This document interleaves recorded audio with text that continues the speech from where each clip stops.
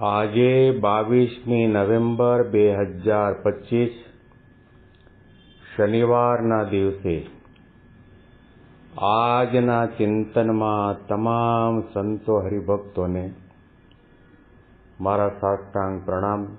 જય સ્વામિનારાયણ. આજનું ચિંતન નંદ સંતોના કીર્તનો, મર્મ અને રહસ્ય. પેટ કટારી રે મારીને સન્મુખ ચાલ્યા, તેની પેરે રે હરિજન પણ જોઈએ તીખા, અંતર શત્રુને રે લાગે અતિ વજ્ર સરીખા. પેટ કટારી રે મારીને સન્મુખ ચાલ્યા.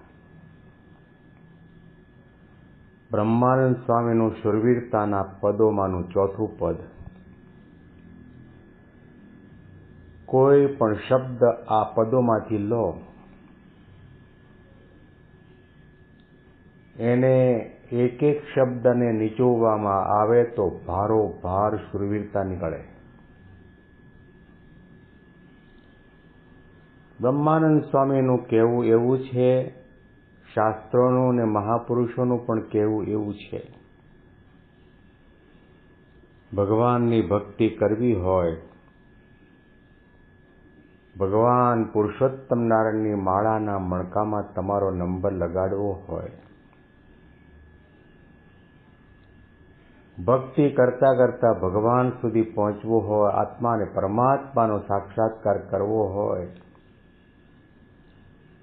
તો તમારી ભક્તિ અને સાધનાના પાયામાં ભારોભાર શુરવીરતા જોઈએ, નિડરતા જોઈએ, મરી મટવાની ભાવના જોઈએ. કેટલાક યોદ્ધાઓની વાતો કરીને બ્રહ્માનંદ સ્વામીએ કહ્યું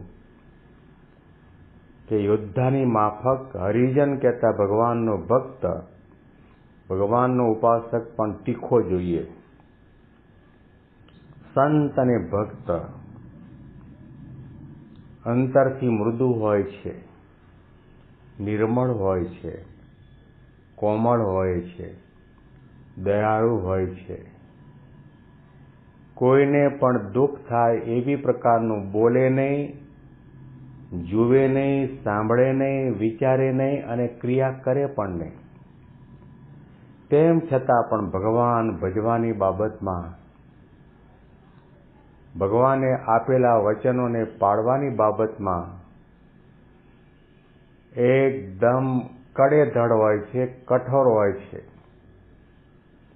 બ્રહ્મસ્વરૂપ શાસ્ત્રીજી મહારાજ માટે એમના જીવન ચરિત્રની અંદર એક શ્લોક લખાયો છે.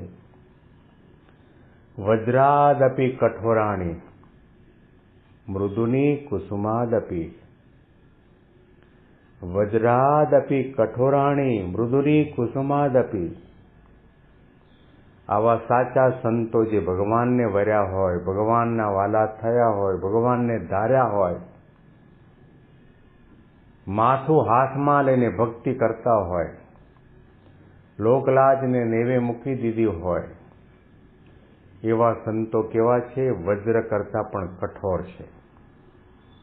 મૃદુની કુસુમાદપી લોકોત્તરાણામ ચેતાંસી કોહી વિજ્ઞાતુમ અર્હતિ. લોકોત્તર એવા જે સંત છે, અલૌકિક સંત છે, એ એમના હૃદયને કોણ જાણી શકે?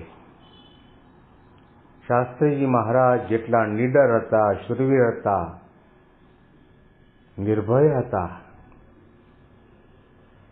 કહેવાય છે કે એમની આંખોમાં એટલી ચમક હતી, કોઈ પણ વ્યક્તિ એમની આંખોની સામે ચાર આંખો મેળવીને જોઈ ન શકે.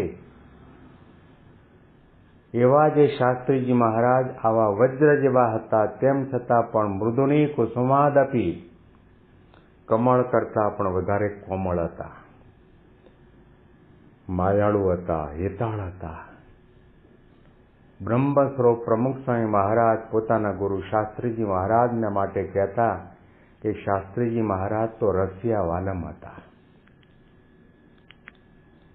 ભગવાનનો જે ભક્ત છે, ભગવાનની ભક્તિ કરવાવાળો જે ઉપાસક છે,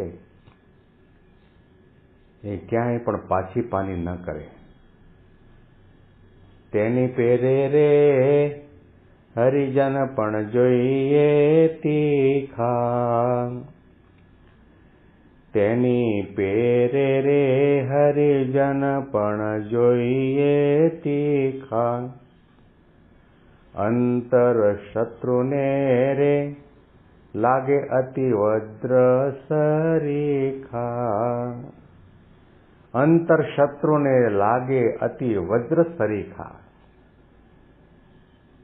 દરેક વ્યક્તિના જીવનની અંદર, હૃદયની અંદર, અંતરની અંદર કામ, ક્રોધાદિક આપણા જે શત્રુ છે, માન છે, ઈર્ષા છે, કપટ છે, દંભ છે, સારા દેખાવાની ભાવના છે,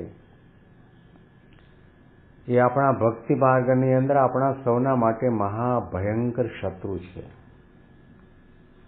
આપણને ભજન કરવા દેતા નથી, માળા કરવા દેતા નથી, સાધના કરવા દેતા નથી, નિર્માનીપણે વર્તવા દેતા નથી, ભગવાનના પ્રગટ સ્વરૂપની અંદર દિવ્ય ભાવ રાખવા દેતા નથી. એવા અંતરશત્રુની સામે તો ભગવાનનો ભક્ત એવો તીખો હોવો જોઈએ કે વજ્ર સમાન લાગે. એનું મન ત્યાં આગળ નમી જાય. મનમાં ભગવાન સિવાય દુનિયાનો કોઈ પણ સંકલ્પ વિકલ્પ ન થવા દે. યોગી બાપા ઘણી વખત વાતો કરતા અને કહેતા કે આપણે સવારના ઉઠીને મન સાથે લડાઈ લડવી. હે મન, તું નીચ છો, લબાડ છો, મૂરખ છો, નાલાયક છો. અનંત જન્મની અંદર તારું કર્યું એટલા માટે મારે 184માં ભટકવાનો વારો આવ્યો. આ જન્મે હું તારું કહ્યું નહીં કરું. યોગી બાપા કહેતા કે મન સાથે લડાઈ લેડવી. ગુણાતીતાનંદ સ્વામીએ પોતાની વાતોમાં લખ્યું કે વિષયનો સંબંધ થાય તો ત્યાં સિંહ થવું, પરંતુ બકરા થઈને બેસી ન જવું. વિષયની અંદર હારવું નહીં, એમાં લેવાવું નહીં, બંધાવવું નહીં. એ ભક્તપણું છે. સારા વિષયને જોઈને મન લલચાઈ જાય ને ભગવાન ભૂલાઈ જાય ને ભગવાનની ભક્તિ ગૌણ થઈ જાય, નિયમ ધર્મ મૂકી દેવાનું મન થાય તો સમજો કે તમે ભગવાનના ભક્ત નથી. તમારામાં શૂરવીરતાનો છાંટો નથી. શૂરવીર ભક્ત તીખો હોય, કઠણ હોય અને ત્યાં આગળ કોઈની મોહબ્બતમાં પણ લેવાય નહીં કે આના કહેવા પ્રમાણે હું અહીંયા આગળ મારો નિયમ નહીં તોડું તો એને ખોટું લાગશે, ખોટું લાગે તો તેલ લેવા જાય, પણ એની મોહબ્બતમાં લેવાય નહીં. એટલા માટે કહું કે મોહબ્બતને અને ધર્મને ન બને. લોકલાજને લેવે મૂકવી પડે. ભગવાનને ગમે છે કે કેમ એનો વિચાર જેના મનની અંદર અખંડ રહ્યા કરતો હોય એ ક્યારેય પણ ભક્તિ માર્ગમાં પાછી પાની ન કરે, મરણીયો થઈ જાય.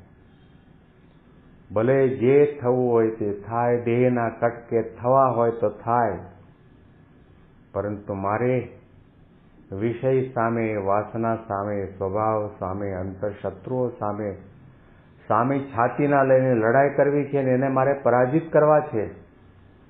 મારે આ યુદ્ધના મેદાનમાં માયા સામેની લડાઈની અંદર વિજયી થવું છે. માયાને મારવી છે અને કદાચ લડતા લડતા મારો દેહ પડી જશે તો મારું મૃત્યુ છે મંગળ બની જશે. મરવાની બીક ન રાખે અને એમ જ વિચાર કરે કે લડાઈ લડતા લડતા મરી જશું અને કદાચ એ અંતઃશત્રુને જીતી નહીં શકું તો પણ ભગવાન કૃપાએ કરીને પોતાના ધામની અંદર બેસાડશે. આવી પ્રકારની નિડરતા, વિશ્વાસ, શ્રદ્ધાને ભાવના હોય એવો ભક્ત છે, ભગવાનનો વાલો ભક્ત છે, એને હરિજન કયો છે, એને સાચો સાધુ કયો છે, એને સાચો ઉપાસક કયો છે. આના અનુસંધાનમાં વિશેષ ચિંતન આપણે આવતીકાલે સાંભળીશું. બેંગ્લોરથી પ્રેમ શાસ્ત્રીના સાષ્ટાંગ પ્રણામ. જય સ્વામિનારાયણ.